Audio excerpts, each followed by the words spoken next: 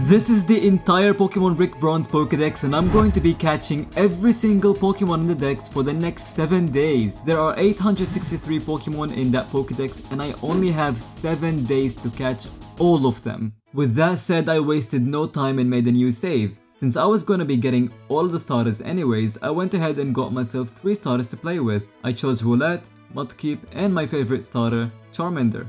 I defeated Jake and was set on getting the Pokeball by the bridge. Reason being is that very Pokeball has a gold nugget inside it, which can be used to buy more Pokeballs and use those Pokeballs to catch all of the Pokemon in Cheshire Forest in Route 1. With a goal in mind, I went ahead and got to Cheshire Town. Only problem is that in order to access the Pokeball, you have to defeat Linda. Who's Linda? Here's a small hint.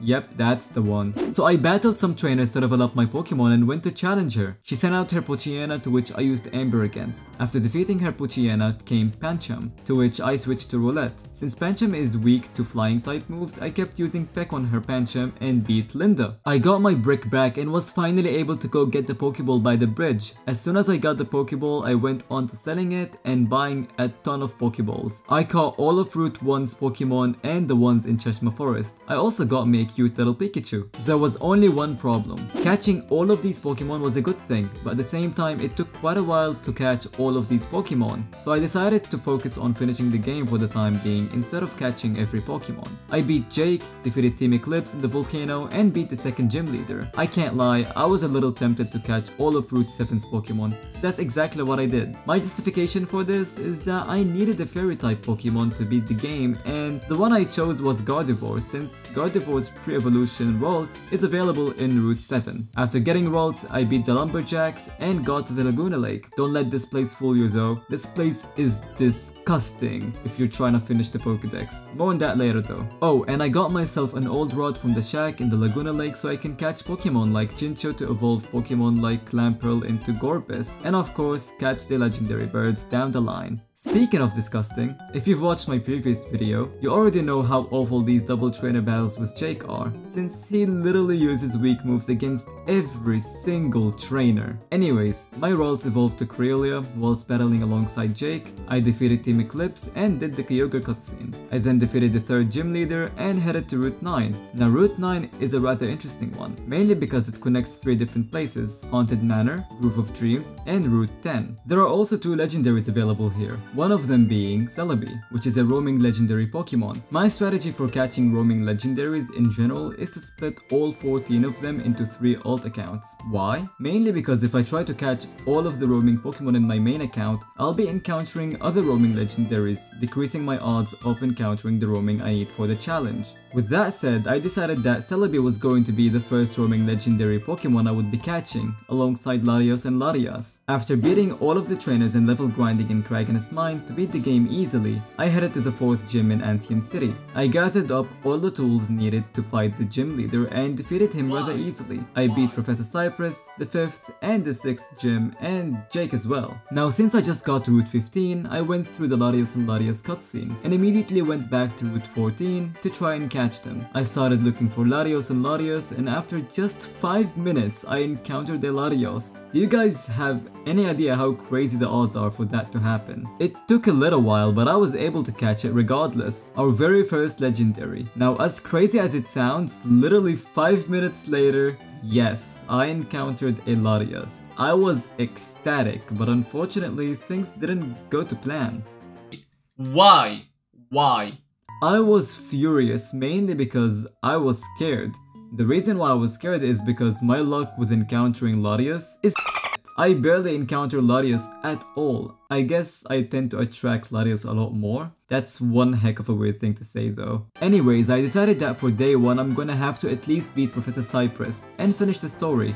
So I headed to Frostville City. I then headed to the 7th gym and defeated the 7th gym leader. Right after beating the 7th gym leader, I knew that I was going to be facing Tess, but I was a little stressed, mainly because I'm used to fighting Tess with my Azumarill, but this time I was fighting her with my Gardevoir. That was going to be a little interesting. Gardevoir actually did quite a good job. It literally swept through all of Tess's Pokemon. I'm slowly beginning to love it actually. I then hoverboarded through Route 16, got to Port Deca and started surfing to to Crescent Island. As soon as I got to Crescent Island, I immediately headed to Team Eclipse's underground base. I defeated all of Team Eclipse's members and battled against Jake. As always, Jake brought out his Zipstrika, which I countered with Earthquake. He then sent out Nidoking, which I also used Earthquake against. As for Slowbro, I'd switched to Decidueye and used Leaf Blade against it. Arcanine was defeated with Muddy Water and I swept Delmice with Flamethrower. And finally I used Leaf Blade on Vaporeon to get the job done. Now all that was left was defeating Professor Cypress and catching Hoopa Unbound in the process, which doesn't really go along with my previous plan about catching Celebi, Larios and Larios as my first legendary Pokemon, but there's a reason for that. Celebi cannot be caught unless I defeat all gym leaders, so I pretty much had to beat Professor Cypress to unlock the 8th gym leader and be able to catch Celebi. Professor Cypress's first Pokemon was Greninja, which I swept with Leaf Blade. I brought on Charizard and swept Decidueye with Flamethrower. Then I brought on Swampert and used Earthquake against Incineroar. Now against the Empoleon, I used Leaf Blade twice to defeat him. I then used Flamethrower against Sceptile, and last but not least, I brought on Swampert against Charizard X and used Earthquake to feint him. Now I had the perfect opportunity to catch our second legendary for this challenge, Hoopa Unbound. I can't lie, Hoopa wasn't really that easy.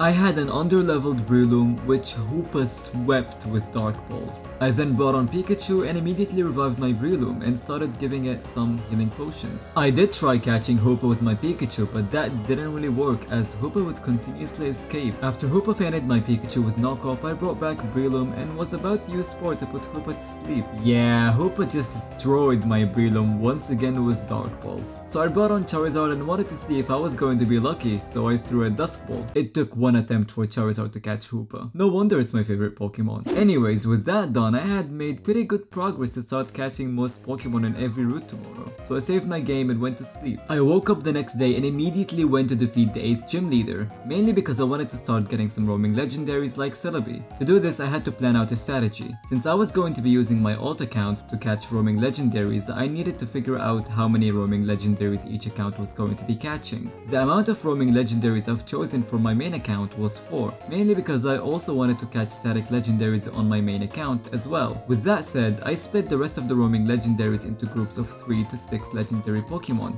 That way I can increase my odds of encountering them. Anyways, in order to get Celebi, you need to battle the Lumberjack boss to get an item called GS Ball from him, which you can then use to initiate the Celebi cutscene. So I headed to the Lumberjack shack and I mistook the last trainer for the boss. We don't talk about that though. So I challenged the Lumberjack boss and this time he had a pretty good team to say the least. He had a level 80 Fortress, which I used Flamethrower against. He then sent out a level 80 Bisharp and a level 80 Pinsir, which were both swept with Flamethrower. As for Haxorus, I sent out Gardevoir and used Moonblast against it. For Big Barrel, I used Thunderbolt. And lastly, the Lumberjack boss sent out a level 80 Mega Sizer, which I swept with Flamethrower. After defeating the Lumberjack boss, he gave me the GS Ball, and all that was left doing was initiating the Celebi cutscene in Route 9. I headed to Route 9, initiated the Celebi cutscene, and went to Route 14 since it's just one huge big cave, meaning I can use Dusk Balls, which are better than Ultra Balls. After a little while, I was able to find Celebi, so I brought on Breloom and caught it. With that done, I traveled to Rose Cove Beach and got myself a good rod, headed to Route 2 and started catching literally every Pokemon I could find. In order to finish the Pokedex and keep track of my progress, I decided that it would be best to catch every Pokemon by route, including legendaries. Little did I know, that was easier said than done. See, Route 2 was easy.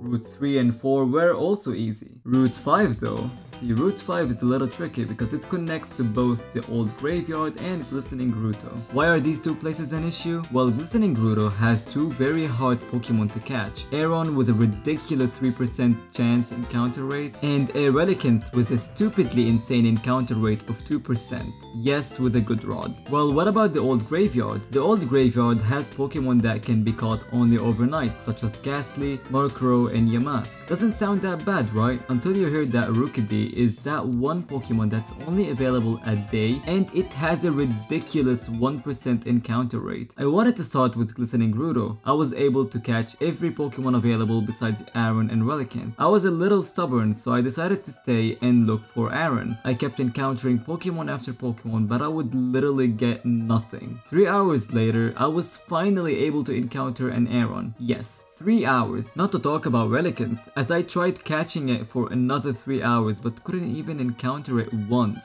So I decided to move on from Relicanth and try catching it the day after. I went to the old graveyard and caught every Pokemon there and kept catching almost every single Pokemon in every route up until Route 8. See, the Pokemon I struggled catching up until now are Relicanth and Durant. Oh, and I also caught myself a Heatran. Anyways, things went pretty good until I got to Route 8. The Pokemon in Route 8 that are hard to catch are Swablu, Spiritomb, and Riolu. I decided not to catch Spiritomb now since I wanted to get its stone alongside the Lake Guardians, so I put that aside, which is probably one of my biggest mistakes yet, but I didn't really know that at the time. So I focused on Swablu and Riolu. I was able to catch Swablu after a while, but Riolu took forever. I had spent so much time trying to catch Relicanth and Aaron today that I was just so exhausted from catching low encounter rate Pokemon. Time was passing by and I just wasn't encountering it. I was almost going to call it a day since by now it was already 1 AM. But guess who decides to show up? Riolu. After so f***ing long, I was just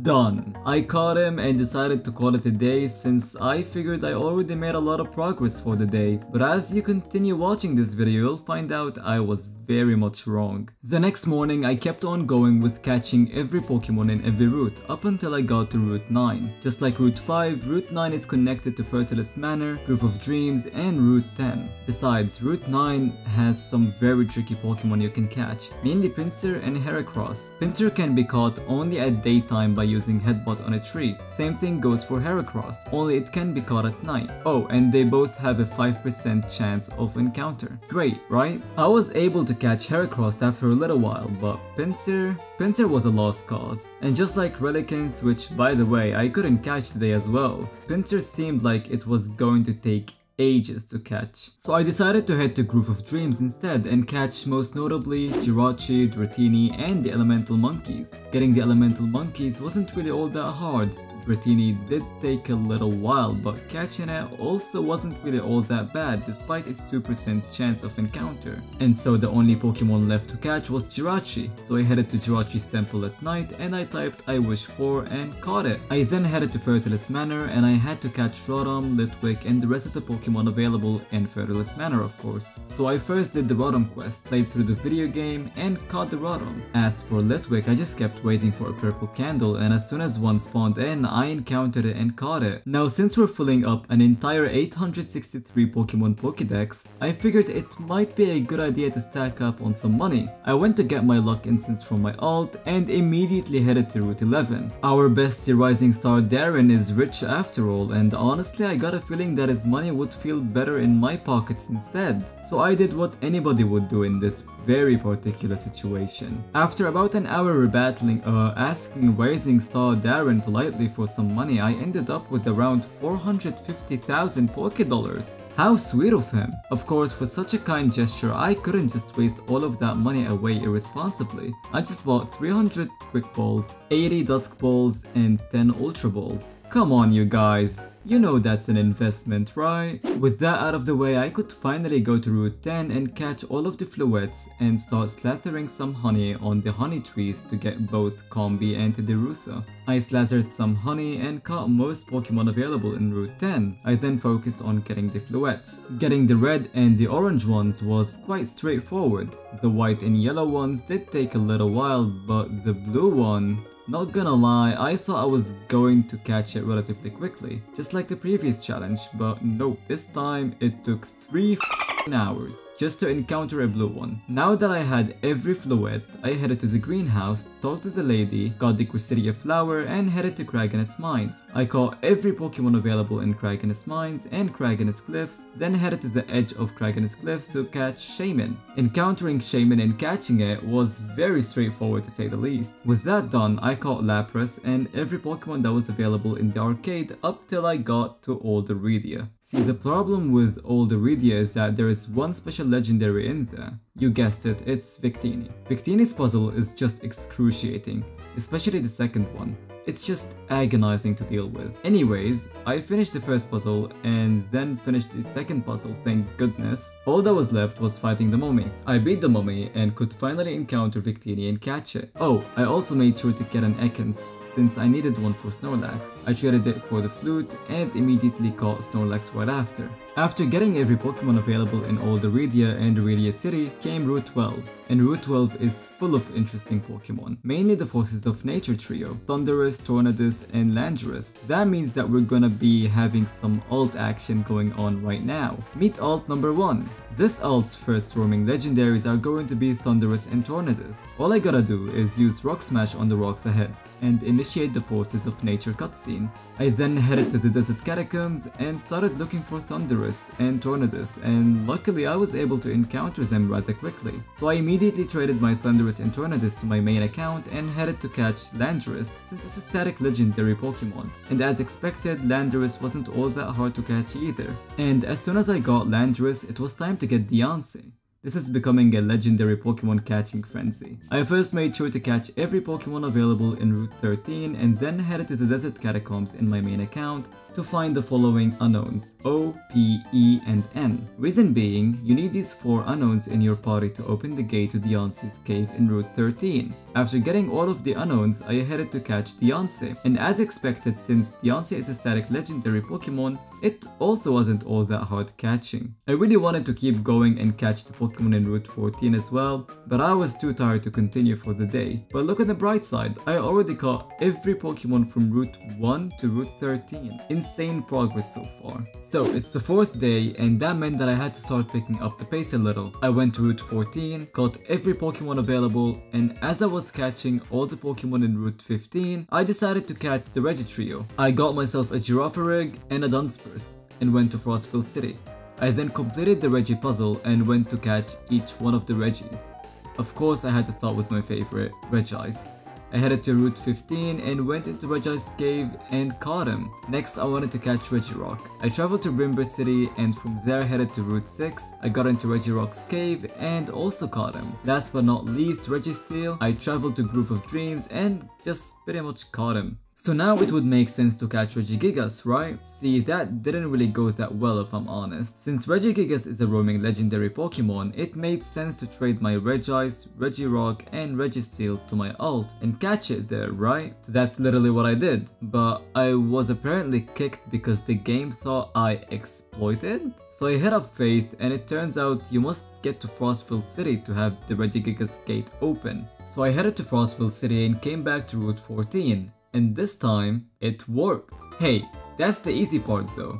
Catching it is a lot harder. I went to my favorite place to catch legendary Pokemon, the Desert Catacombs, and unfortunately, encountering Regigigas wasn't that straightforward. It took me 2 hours to encounter him. Luckily for me though, the day had just started, so I was making relatively good progress. I still though had to pick up the pace since I soon gotta evolve all of the Pokemon I caught. That's gonna take a while. So I headed to Route 16, Freezing Fissure, and I caught all the Pokemon in the Safari Zone as well. Route 17 was relatively easy, besides Sandygast. I didn't realize that there are small sand lumps that appear on the islands. Little stupid on my behalf, but after 45 shameful minutes, I was able to find one. We're not gonna be talking about this one. I then caught the rest of the Pokemon available in Crescent Island, Route 18, and Arboreal Outpost. I was pretty much done with the main map, and all that was left was the Lost Islands, Voltria Island, Obsidia Island, and Frigidia Island. Oh, and don't forget Relicanth and Pinsir. I still had no luck in catching them today. This is really tiring. So I decided to catch the legendary birds as I'm catching Pokemon that are only available in each island. I went ahead and got myself a Pokemon with Compound Eyes and Frisk, then went ahead to Kraganus Mines and started fishing for some Chinchus. I caught an extra Chinchu since I need a deep sea scale for Gorbis.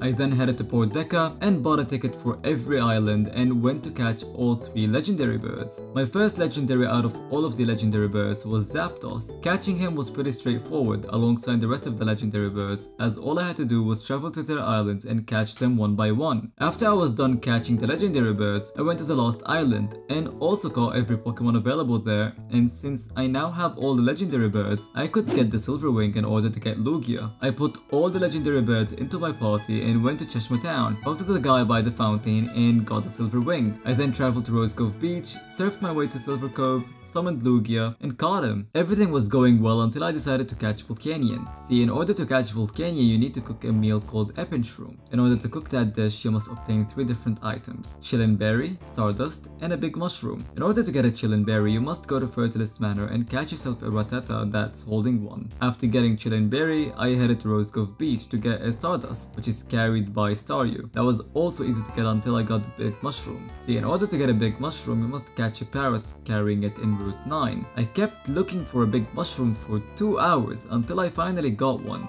That was excruciating. I then gave the ingredients to the lady in Port Deca, got the Epinshroom, and gave it to the ninja standing by the rock in Brimba City. He smashed the rock, blocking the way into the steam chamber, and I then caught Volcanion. Right after getting Volcanion, I decided it would be best to catch the legendary beast. So I logged into my alt account, initiated the cutscene, and went to the desert catacombs to catch them. Luckily this time, it only took 2 hours to get all 3 of them. Since things were going smoothly, I also decided to catch Mew. I went to Port Deca, freed the Mew, and also had no trouble in catching it since I was in an alt account. Catching the Sword Trio also wasn't all that hard since I logged into my second alt and was able to catch them relatively quickly. Everything seemed to be going well and according to plan until I realized that I totally forgot about Victory Road. It was already late, but I figured catching the Pokemon there shouldn't take all that long. Luckily for me, I caught every Pokemon rather easily besides Jangmo. That little guy took literally an hour to encounter and I was already pretty tired, so I decided to call it a day. Now since I had caught every Pokemon available, the only thing left to do was get all the starters and start evolving every Pokemon that I caught. Oh, and catch Relicanth and Pinsir as well.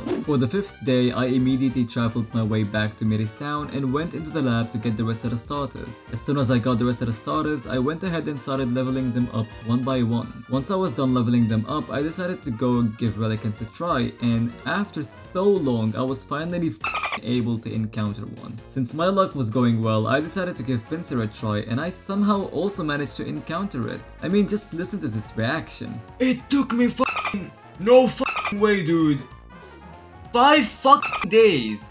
Anyways, with those 2 out of the way, I kept evolving Pokemon that I caught based on their evolution. The setup I went with was grab one Friendship Evo Pokemon and have the rest of the party full of Pokemon that evolved through levels. I figured that was the most efficient setup and so I kept doing that and I had evolved so many Pokemon, it was ridiculous. That is until I remembered that I totally forgot about Genesect and Keldeo. As for Genesect, I traveled to Crescent Island, got into the Team Eclipse base, got Professor Cypress's keycard, and got into the Genesect lab and caught it. For the Keldeo, I pretty much brought my Sword Trio to the Secret Groove and caught it. Now since the day had just started, I figured that the Laguna Lake trenches should be a pretty good hit. Now remember how I said that was going to be the most excruciating part of this challenge? Well, you're about to find out why.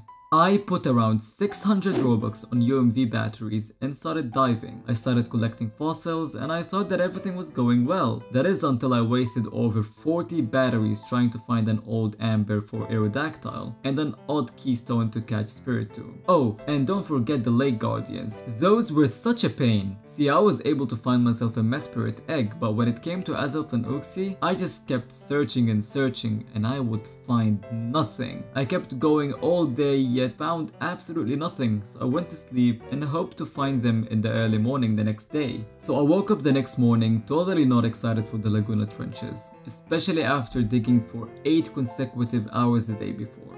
I kept on digging and digging for 4 more hours, but I was just done. I was tired of smashing rocks over and over again, so I did exactly what anyone in my shoes would do. I headed to the trade resort and found a couple of people who were willing to trade Azelf and Ayuxie. Big shout out to those two, my boy Businessman and Robloxian 565. They really saved the day. Now that I had an odd keystone and an old amber, I could easily go get myself a Spiritomb and Aerodactyl. The Aerodactyl really isn't that hard to get. I mean, all you have to do is revive the old amber. As for Spiritomb, I headed to Route 8 and I threw the odd keystone into the well and caught Spiritomb. All that was left is to get Pokemon that are available through breeding and have item evolutions, and can be evolved through levels, of course. I think it sounds easy, but that's very hard to accomplish, trust me. So I started breeding Pokemon and evolving them, and as time moved on, I was able to get my Pokedex to 546. I still had to get 300 800 Pokemon through. So I went to Victory Road and started battling the trainer with the pink hair as she gives a ton of experience. I kept going and going up until I got to 800 Pokemon listed in my Pokedex. I then decided to call it a day as all that was left was Pokemon that are available through item evolutions and checking if I missed any Pokemon. The last day of this challenge came and I was low-key stressed if I'm honest. I started evolving my Eevees one by one and I evolved my Pikachu. Some Pokemon had very weird evolutions like Leafeon, which I had to evolve in Route 9, and Glaceon, which I had to evolve in Route 15. I struggled to evolve Crabrawler as well, but I soon realized that I had to evolve it by the Frozen Rock in Route 15. Very slow of me. Oh, and did I mention that I hadn't even gotten a female combi for Vespiquen? As I was filling my Pokedex, I rushed to the honey tree in Route 10, gathered some honey in hopes I'd get a female. As I was waiting for combi, I traded some Pokemon that required to be traded to evolve. I also went to Timble to get a Tyrogue and got the 3 Hitmon Pokemon. After evolving countless hours, trading, evolving, and looking for items, I decided to go check on the honey tree, and I encountered a female, which is crazy. And that was it. I had all 863 Pokemon. This video was crazy. It took so much time to make, and really I just can't thank you guys enough for all the support you've given me along the way. With that said, I have 2 announcements to make. As per usual, yes, there is a giveaway. The second announcement is that I'm looking for contestants for a future challenge video. If you guys are interested and want to participate in the giveaway, make sure to join the Discord. You can find the link in the description below. And as always, subscribe for a cookie. Peace.